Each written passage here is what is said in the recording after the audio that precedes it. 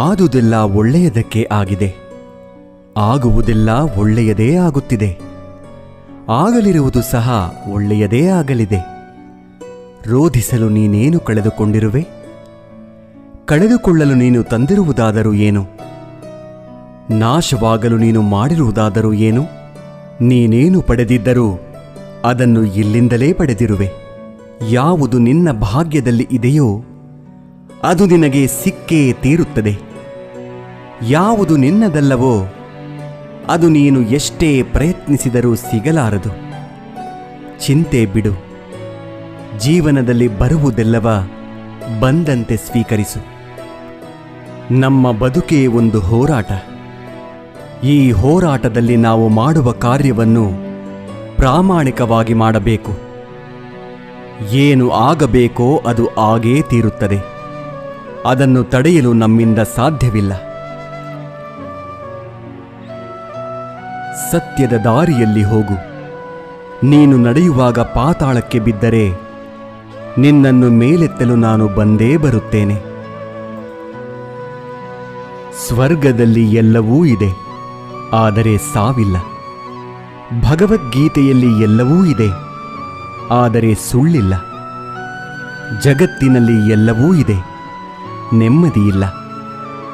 ಇವತ್ತಿನ ಎಲ್ಲ ಮಾನವರಲ್ಲಿ ಎಲ್ಲವೂ ಇದೆ, ಆದರೆ ಶಾಂತಿಯಿಲ್ಲ. ಮನಸ್ಸಿಗೆ ಮದವೇರಿದಾಗ ಸ್ಮಶಾನದಲ್ಲಿ ತಿರುಗಾಡಿ ಬರಬೇಕಂತೆ.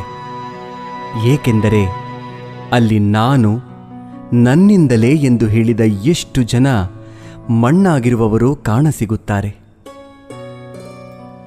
ಭಗವಂತ ತಡ ಮಾಡಿದರೂ ನ್ಯಾಯ ಮಾಡುತ್ತಾನೆ, ಆದರೆ ಅನ್ಯಾಯ ಮಾಡುವುದಿಲ್ಲ. ತಡ ಆಗುವುದರ ಹಿಂದೆ ಅದ್ಭುತಗಳು ನಡೆಯುತ್ತವೆ. ಕಾದು ನೋಡಬೇಕಷ್ಟೇ. ಎಲ್ಲ ಹೇಳುತ್ತಾರೆ, ಮನುಷ್ಯ ಖಾಲಿ ಕೈಯಲ್ಲಿ ಬರುತ್ತಾನೆ, ಖಾಲಿ ಕೈನಲ್ಲಿ ಹೋಗುತ್ತಾನೆ ಎಂದು. ಆದರೆ ಮನುಷ್ಯ ಬರುವಾಗ ಭಾಗ್ಯದ ಜೊತೆ ಬರುತ್ತಾನೆ, ಹೋಗುವಾಗ ಕರ್ಮದ ಫಲ ಕೊಂಡು ಹೋಗುತ್ತಾನೆ. ಬದುಕುವುದಕ್ಕಾಗಿ ದುಡಿಯುವುದು ಅನಿವಾರ್ಯ.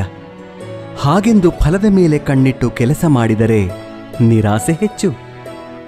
ಕೆಲಸವನ್ನು ಶ್ರದ್ಧೆಯಿಂದ ಪ್ರೀತಿಯಿಂದ ಮಾಡಿದರೆ ಫಲ ಇಂದಲ್ಲ ನಾಳೆ ದೊರಕಿಯೇ ದೊರಕುತ್ತದೆ. ಒಂದು ಬಾರಿ ಅರ್ಜುನ ಶ್ರೀಕೃಷ್ಣನನ್ನು ಕೇಳಿದ, ಈ ಗೋಡೆಯ ಮೇಲೆ ಒಂದು ಸಂದೇಶ ಬರಿ. ಅದು ಹೇಗಿರಬೇಕೆಂದರೆ, ಖುಷಿಯಲ್ಲಿದ್ದಾಗ ಓದಿದರೆ ದುಃಖವಾಗಬೇಕು, ದುಃಖವಾಗಿದ್ದಾಗ ಓದಿದರೆ ಖುಷಿಯಾಗಬೇಕು. ಕೃಷ್ಣನು ಬರೆದ, ಈ ಸಮಯ ಕಳೆದು ಹೋಗುತ್ತದೆ. ಅಕ್ಕಿ ಅನ್ನಕ್ಕೆ ಕೇಳಿತು, ನೀನು ನಾನೇ ಆಗಿದ್ದೆ, ಆದರೆ ಅದು ಹೇಗೆ ಅನ್ನವಾದೆ ಎಂದು. ಅನ್ನ ಸುಂದರವಾಗಿ ಉತ್ತರಿಸಿತು, ನೀರು ಮತ್ತು ಬೆಂಕಿಗಳ ಸಂಪರ್ಕಕ್ಕೆ ಒಳಗಾದೆ, ಅವುಗಳ ಸಂಸ್ಕಾರದಿಂದ ಮೃದುವಾದೆ, ಮಧುರವಾದೆ. ಅಕ್ಕಿ ಎನ್ನುವ ಭಾವ ಕಳೆದುಕೊಂಡೆ, ಅನ್ನ ಎನ್ನುವ ಅನುಭವ ಪಡೆದುಕೊಂಡೆ. ಅದೇ ರೀತಿ ಸಜ್ಜನರ ಸಂಗದಿಂದ ನಮ್ಮಲ್ಲಿರುವ ಅಜ್ಞಾನ ದುರಿತ ದುಮ್ಮಾನಗಳ ಭಾವ ಕಾಠಿಣ್ಯತೆ ತೊಲಗಿ ಪುಣ್ಯ ಜ್ಞಾನ ಮೋಕ್ಷಗಳೆಂಬ ಮೃದುತ್ವದ ಅನುಭವ ದೊರೆಯುತ್ತದೆ. ಚಿಂತಿಸಲು ನೀನೇನು ಕಳೆದುಕೊಂಡಿರುವೆ? ನಿಶ್ಚಿಂತೆಯಿಂದಿರಲು ನೀನೇನು ಪಡೆದುಕೊಂಡಿರುವೆ? 3 ದಿನದ ಈ ನಾಟಕದಲ್ಲಿ ಕಳೆದುಕೊಳ್ಳಬೇಕಾಗಿರುವುದು ಕರ್ಮ ಒಂದೇ, ಪಡೆಯಬೇಕಾಗಿರುವುದು ಪುಣ್ಯ ಒಂದೇ. ದೊಡ್ಡ ಮನುಷ್ಯನಾಗುವುದು ಒಳ್ಳೆಯದು, ಆದರೆ ಒಳ್ಳೆಯ ಮನುಷ್ಯನಾಗುವುದು ದೊಡ್ಡ ವಿಷಯ. ದುಃಖದ ಬಗ್ಗೆ ಚಿಂತಿಸತೊಡಗಿದರೆ ಸದಾ ದುಃಖಿಯಾಗಿಯೇ ಉಳಿಯುತ್ತೀಯ. ಸದಾ ಸುಖ ಸಂತೋಷಗಳನ್ನು ಧ್ಯಾನಿಸುತ್ತಿದ್ದರೆ ಮುಂದೆ ಸುಖಿಯಾಗುತ್ತೀಯ. ಏಕೆಂದರೆ ಮನಸ್ಸು ಯಾವುದರ ಬಗ್ಗೆ ಹೆಚ್ಚಾಗಿ ಧ್ಯಾನಗೊಳ್ಳುವುದೋ ಅದೇ ಸಕ್ರಿಯವಾಗುವುದು. ಪರಮಾತ್ಮನಲ್ಲಿ ಏನನ್ನಾದರೂ ಬೇಡುವುದಾದರೆ ಪರಮಾತ್ಮನನ್ನೇ ಬೇಡು. ಪರಮಾತ್ಮ ನಿನ್ನವನಾದರೆ ಸರ್ವಸ್ವವೂ ನಿನ್ನದೇ. ಹೊಡೆತದ ನೋವನ್ನು ತಡೆದುಕೊಳ್ಳುವ ಶಕ್ತಿಯನ್ನು ನೀಡುವ ಭಗವಂತ ಸಮಯ ಬಂದಾಗ ತಿರುಗಿಸಿ ಹೊಡೆಯೋ ತಾಕತ್ತನ್ನು ನೀಡುತ್ತಾನೆ. ನೀವು ಪ್ರಯತ್ನಿಸುವವರೆಗೂ ನಿಮ್ಮೊಳಗಿನ ಶಕ್ತಿಯ ಅರಿವು ನಿಮಗಿರುವುದಿಲ್ಲ.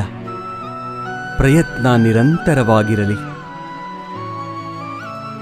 ಒಂದು ವೇಳೆ ಮನುಷ್ಯ ತನ್ನ ನಿರೀಕ್ಷೆಗಳ ಮೇಲೆ ನಿರಂಕುಶ ಹಾಕಿ ತನ್ನ ವಿಚಾರಗಳನ್ನು ಬೇರಾವುದೋ ವ್ಯಕ್ತಿಯ ಪರಿವರ್ತನೆಯ ಬದಲು ತನ್ನ ಅಂತರಂಗವನ್ನು ಪರಿವರ್ತನೆ ಮಾಡುವ ಪ್ರಯತ್ನ ಮಾಡಿದರೆ ನಾವು ಸಂಬಂಧಗಳಲ್ಲಿ ಸಂತೋಷವನ್ನು ಹುಡುಕುವಲ್ಲಿ ಕಷ್ಟವಾಗುವುದೇ ಇಲ್ಲ.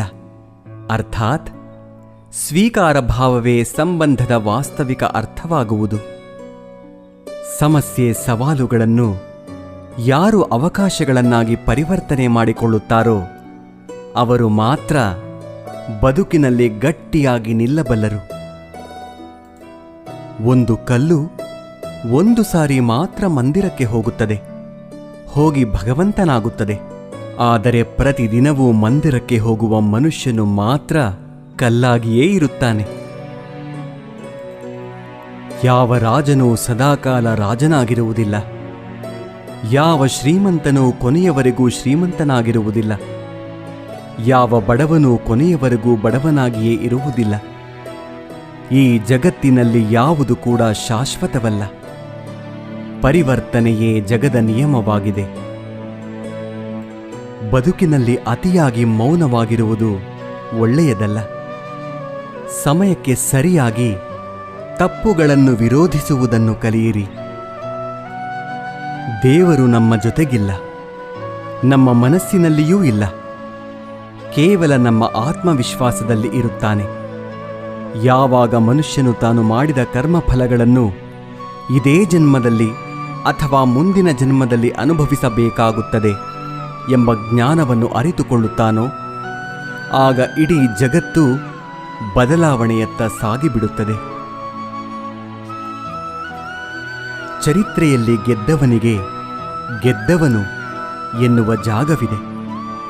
ಸೋತವನಿಗೆ ಕೂಡ ಇಂಥವನೊಂದಿಗೆ ಸೆಣಸಾಡಿ ಸೋತ ಎನ್ನುವ ಜಾಗವಿದೆ.